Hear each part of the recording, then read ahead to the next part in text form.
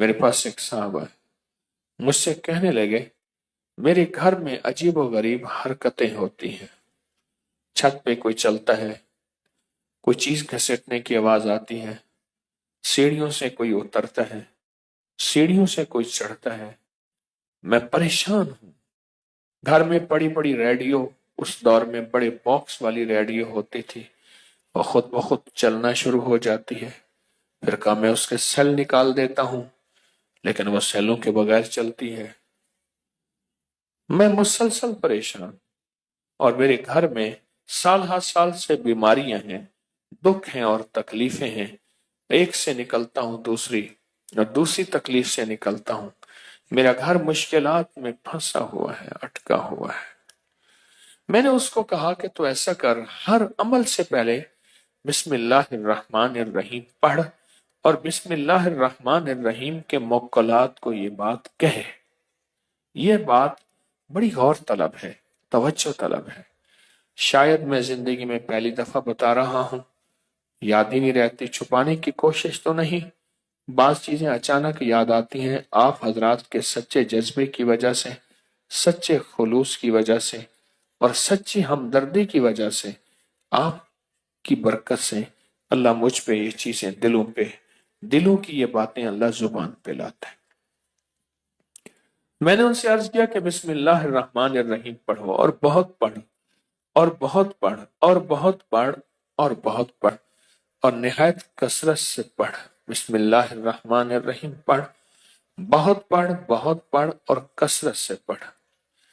پڑھنے کے بعد نا اس کے موکلات کو کہیں، بسم اللہ الرحمن الرحیم کے موکلات کو، کہ میرے اللہ سے کہو کہ میری کام بنوا دو۔ کچھ چیزوں نے مجھے تنگ کیا ہوا ہے، مجھے خبر نہیں وہ جادو ہے، مجھے خبر نہیں وہ جنات ہیں، مجھے خبر نہیں میرا شک ہے، میرا وہم ہے، لیکن حقیقتیں تو سامنے آ جاتی ہیں۔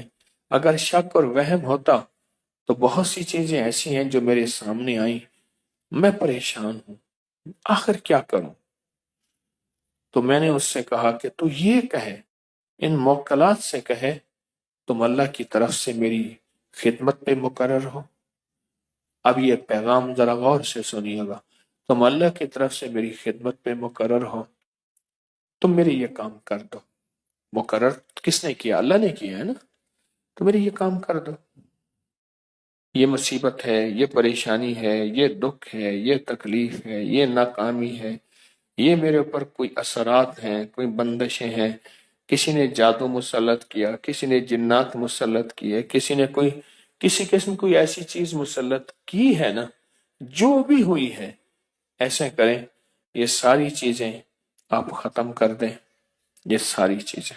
میں نے کہا یہ آپ پڑھتے بھی رہو اور ان موکلات کو کہتے بھی رہو۔ انہوں نے میری بات کو سمجھا، اور میری بات کو سمجھنے کے بعد اس کو کرنا شروع کر دیا، سمجھنے کے بعد کرنا شروع کر دیا۔ اور جب کرنا شروع کر دیا، اب اس سوچیں، جنات طاقتور نہیں، انسان سے طاقتور ہیں، فرشتوں سے طاقتور تو نہیں ہے۔ جنات کی طاقت اللہ نے رکھی ہے، خود اللہ سے طاقتور تو نہیں ہے، خود اللہ سے طاقتور تو نہیں۔ بس انہوں نے کہنا شروع کر دیا، انہوں نے کہنا شروع کر دیا، پڑھتے بھی رہے، کہتے بھی رہے، پڑھتے بھی رہے، کہتے بھی رہے، اور کہا کچھ عرصے کے بعد مجھے آ کے خود بتایا انہوں نے، کہا کچھ عرصے کے بعد ہم نے محسوس کیا گھر میں کچھ سائے ہیں، گھر میں کچھ چیزیں ہیں، کہنے لگے ہم ڈر گئے کہ شاید کوئی ایسی اور چیز مسلط ہو گئی ہے، ہم تو کسی ایک چیز کو نکالنے میں تھے، وہ نکلی نہیں، کوئی اور چیز مسلط ہو گئی ہے، تو کہا ہم پریشان ہو گئے۔ کہا کوئی سائے تھے گھر میں، اور کچھ چیخیں تھی سر میں، اور چیخیں ایسی تھیں جیسے کسی کو گھسیٹ کے نکالا جا رہا ہے۔ اور کہا پھر ہمیں خواب آنا شروع ہو گئے، کچھ لوگ ہیں ان کے ہاتھوں میں بڑی بڑی لاٹھیاں ہیں جن کے چاروں طرف نوکیں اتنی ہیں جیسے تلوار کی نوکیں ہوں۔ وہ گھر میں آئے ہیں اور وہ ایک ایک بندے کو کوٹ کوٹ کے توڑ توڑ کے نکال رہے ہیں۔ کہا میں نے آنکھوں سے دیکھا، کسی کو چارپائی کے نیچے سے نکالا، کسی کو الماری کے اندر سے نکالا ہے، کسی کو الماری کے نیچے سے نکالا، کونے خدروں میں چیزیں گھسی ہوئی تھیں، ادھر سے نکالا، پکڑا، توڑا، کاٹا۔ کہا ان کی چیخیں تھیں اور وہ کہتے تھے نہیں ہم خود جائیں گے۔ کہا نہیں تم خود نہیں جاؤ گے، ہماری ذمہ داری ہے، ہمیں تمہیں خود بھیجیں گے۔ آنکھوں سے دیکھا، بسم اللہ الرحمن الرحیم کے موکلات کو آنکھوں سے دیکھا۔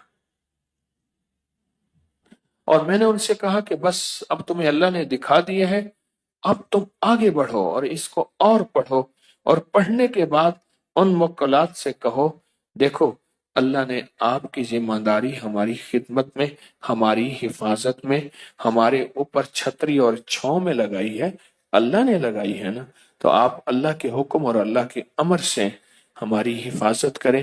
یہ مصیبتیں گلے پڑی ہیں، وہ جادو ہیں، وہ جنات ہیں، وہ اثرات ہیں، وہ بندش ہے، پتہ نہیں کیا چیز ہے۔